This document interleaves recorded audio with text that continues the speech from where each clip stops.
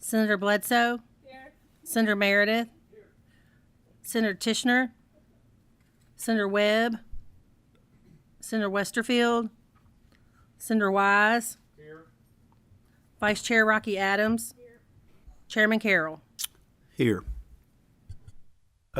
We have two bills on the agenda this morning for consideration.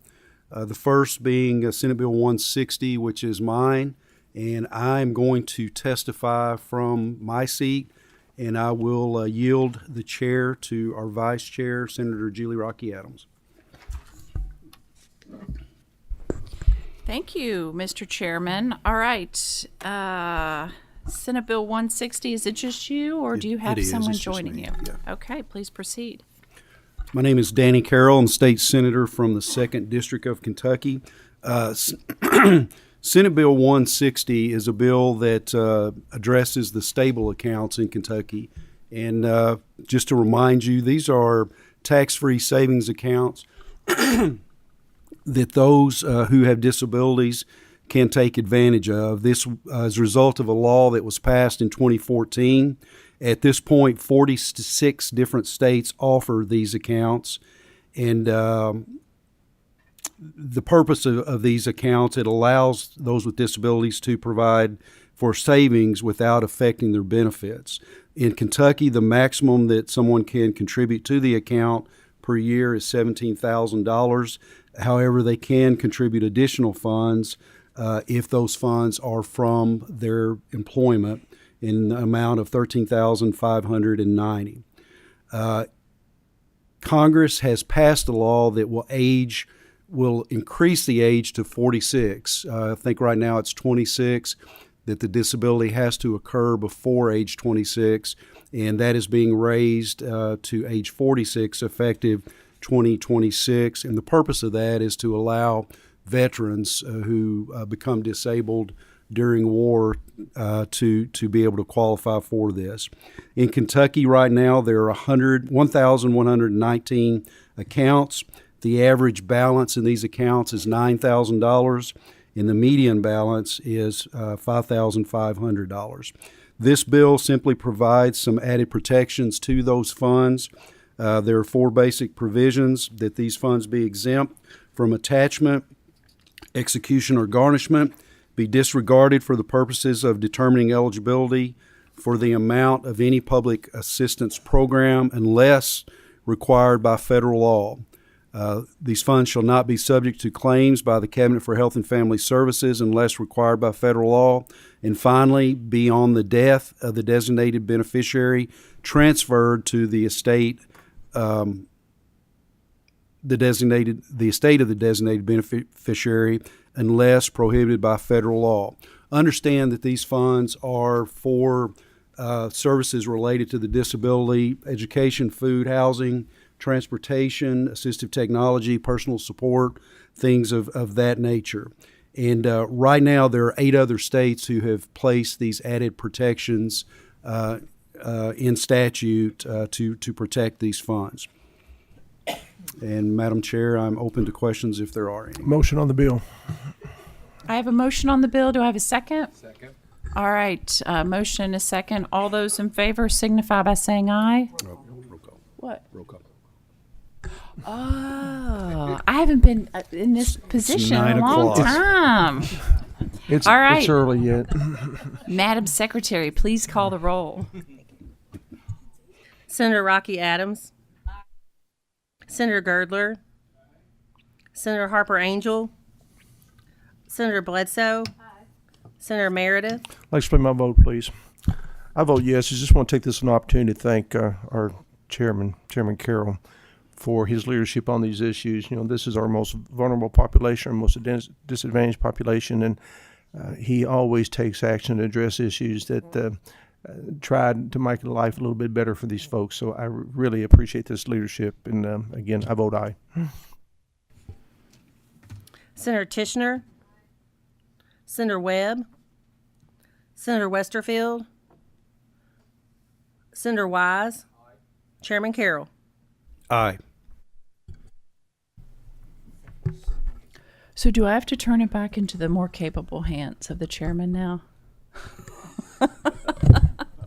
Do we want to entertain a thought of consent?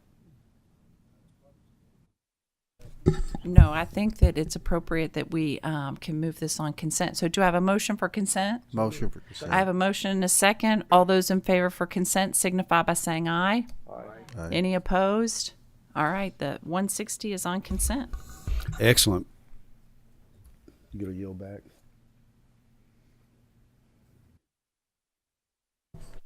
I yield back.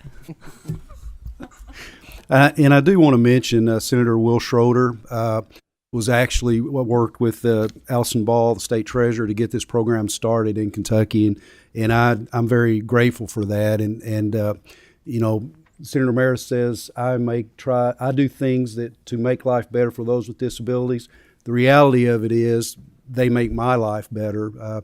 You all know that I run a center back in Paducah and where we serve children and adults with disabilities, and being there every day, it just makes your day better, makes your life better, being around our folks, and so it is an honor to serve them on a daily basis. Next item on the agenda is Senate Bill 229, Senator Julie Rocky Adams. Are you going to testify from here, or do you have guests? Okay, if you.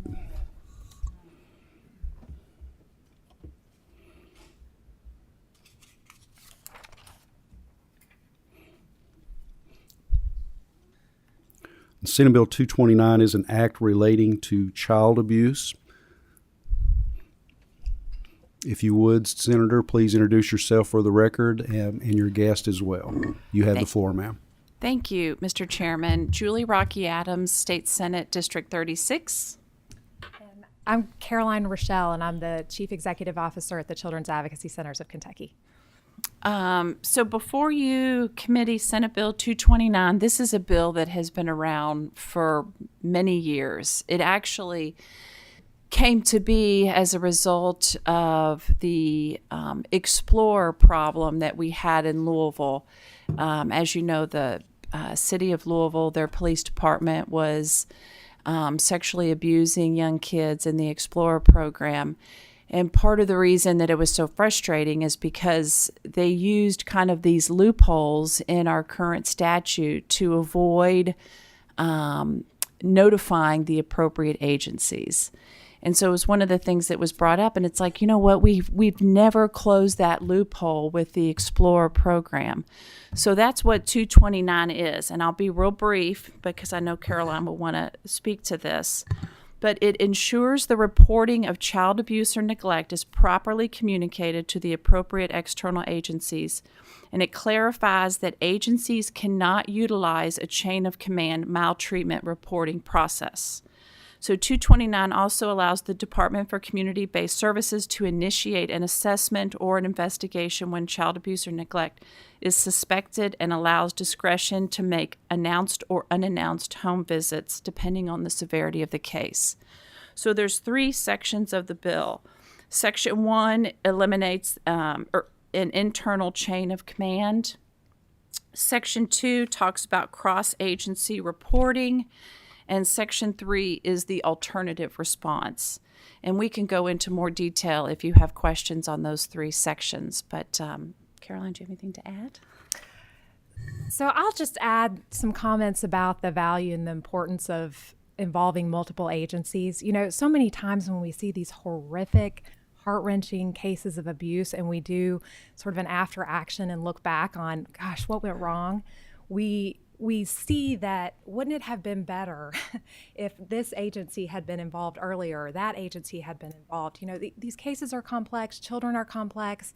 They have medical needs. They have, mental health needs. There are prosecution needs if the case is going to move forward to prosecutions. And so it is now well-respected best practice, not only in the state of Kentucky, but all over the country, that Involving multiple agencies in the investigation and prosecution of child abuse cases is the best thing, not only for the child and family, but for those investigating and for the communities. It's so important. I can't emphasize enough how valuable that is and how many benefits there are to that. Children receive more of what they need.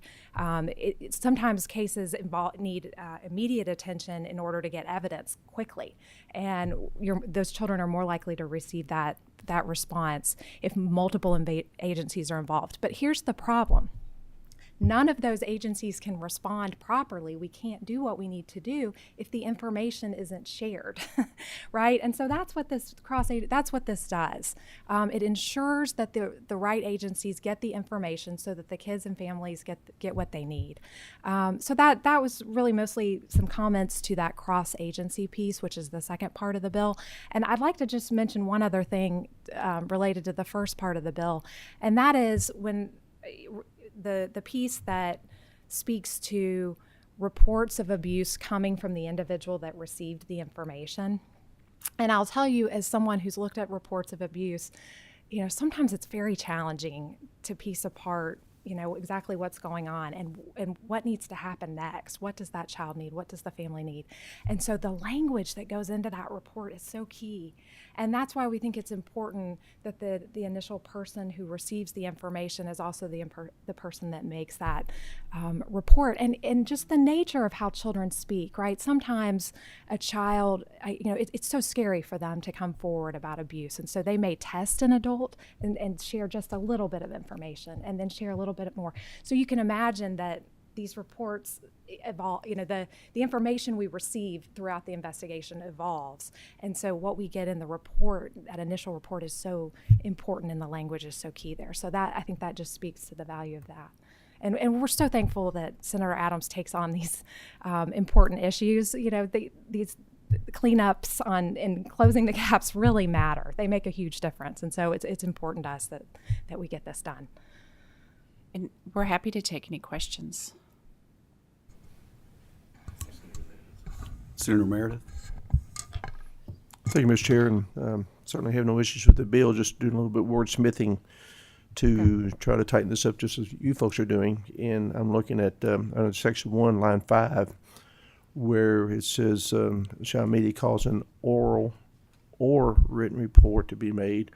What would that not be an oral and written report, just to have documentation? If someone has made an oral report, where's the documentation that oral report has been made? Well, so in this might be something that our DCBS experts can speak to more. I was going to articulate that an oral report is received and put into the system as it comes in. So it goes into the TWIST system within DCBS. And so there is a written documentation that happens related to that. And I think DCBS can probably speak more to that. Well, I wish it would, because I'm not trying to be argumentative, but again, if you just say oral and, bureaucracy being bureaucracy, somebody say, I made the report, but nobody did anything about it. Yeah. Okay. And I think is there anything else? I think that is a legitimate concern, because with KSB or law enforcement, it's not going to be an oral report. It's a written report will be required. Okay. Hi, Laura Begin, Department for Community-Based Services. I'm not looking at that specific language in the bill, but we definitely don't want to discourage anyone from making a report, because it's only done one way or the other. So reports are accepted as oral or written. Line 5. That's what he was curious. I appreciate that you're not addressing my concern.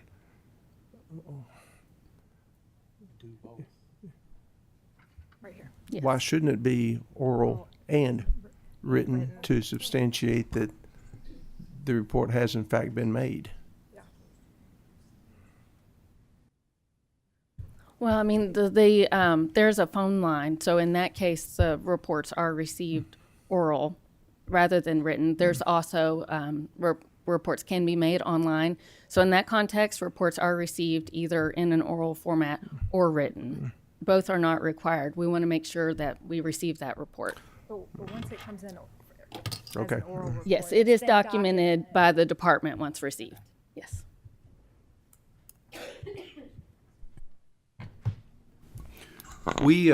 I know we had a bill a couple years ago with dealing with the school system, and there are concerns about school systems doing their own investigations when these allegations come up, and concerns about tainting investigations. Have you all had any discussions, or has anything come up about that in the last few years? I was unable to get the bill through. There were objections from the school districts related to that, but that goes along with this. I mean, if you get someone who doesn't really understand the process of investigation, they could destroy a case pretty easily. Right. I do think that's an important concern. And getting multiple agencies involved helps eliminate that problem. Absolutely. Any other questions? Okay, clerk, please call the roll. We need a motion. Oh, wow, I'm not doing any better. A motion? I'm We have a rubbing off motion. on Is you, there- Danny. Is there a second? It's early in the morning. We have a motion and a second. Clerk, please call the roll. Senator Rocky Adams. Aye. Senator Girdler. Senator Harper Angel. Senator Bledsoe. Senator Meredith. Senator Tishner. Senator Webb. Senator Westerfield. Senator Wise. Chairman Carroll. Aye. 7 ayes. Vote of 7 aye, no noes. Bill passes with favorable expression. Thank you. Senator Rocky Adams, congratulations, and thank you for being here today. All right. Appreciate the No problem. testimony. Thank you. My pleasure. Just as information, we were going to hear from the cabinet today to talk about placements, institutional settings, long-term treatment for juveniles with severe mental illness. As part of the DJJ bill that will be moving forward tomorrow in A&R, the discussion has kind of turned to that direction, in that the Commonwealth lacks the capability to care for these kids. Within DJJ right now, there are about 6 or 7 kids, a severe mental illness, and then within the cabinet, I think Secretary Friedlander said anywhere around 100 that they're always searching for placements for. And so this is something that within that bill, and we're working with University of Louisville right now and Our Lady of Peace, and having conversations with other entities to try to find a solution to this, where we can get these services. And so that's kind of where we are with that. And there will be appropriations in the DJJ bill to help for the immediate need that we have, and then hopefully the long-term group will address those issues. But we were going to have Secretary Friedlander here this morning to talk about those struggles, but they are working on the issue as we speak. So we did not do that today. But know that is a very important issue that falls under the purview of this committee, and we are trying to address some things now. There's been good cooperation between DJJ, Cabinet Health and Family Services. We've had a few meetings in trying to make sure that these services are available. And just to give you an example, and you've all heard the story about the young lady that had been in a detention facility for years and severe mental illness. And we found out that this young woman had been in the system since age 3. And I think she's had over 50 different placements. I think that's what Secretary Friedlander said. And then in the recent times, things that come up where she was locked in a cell most of the day, not getting any treatment. They had tried to place her in 8 different long-term treatment facilities, and because of her violent nature, no one would take her. And so it's really been an eye-opening experience to learn about these struggles and to learn how poorly we are prepared to deal with these kids. And so more will be coming on that, but I just want to make you all aware why we didn't hear more today. It's just to give the cabinet a chance to kind of help follow up on these things, because there is a sense of urgency right now with those kids that are currently being detained. So that's where we are with that. Okay, Senator Meredith. Thank you again, Mr. Chair, for your leadership on this particular issue. And just for point of information, what do you think the appropriation will look like? How much will we need? Have we got to that point yet? I think that one's about.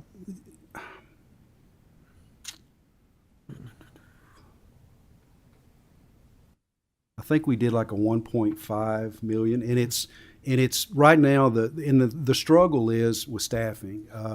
We may have the ability to, through resources of the University of Louisville, Our Lady of Peace, to help staff a facility, but where that facility is going to be is the problem. They do not have the capacity to take these kids in now.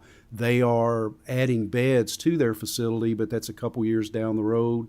We're looking for another option, and even considering private providers may be doing some alterations to their facilities. And so it's really a struggle right now. And we tried to calculate basically a 3-to-1 as far as staffing, and then what that staffing cost might be. And so the figure is not really a good firm figure on what the cost will be, but there is just a sense of urgency to try to get something done, especially for those kids that are in detention right now that need treatment, and we just don't have it available. So I want to thank University of Louisville for stepping up and meeting with us. And I mean, we're still a long way from having an answer, but we're running out of time within session, so we've got to do something. And appropriating those funds, they will be there if we can get something worked out and get those kids out of detention. I agree. I think obviously there has to be a sense of urgency about this.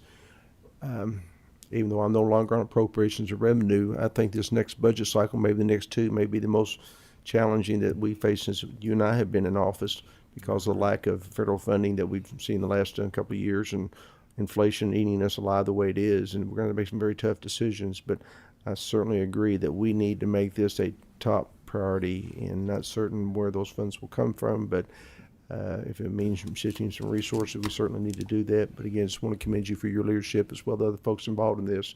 It's a terrible situation to have to deal with, and thank you. Any other questions or comments? The next meeting is scheduled for next Tuesday at March the 8th at 9 a.m. We stand adjourned.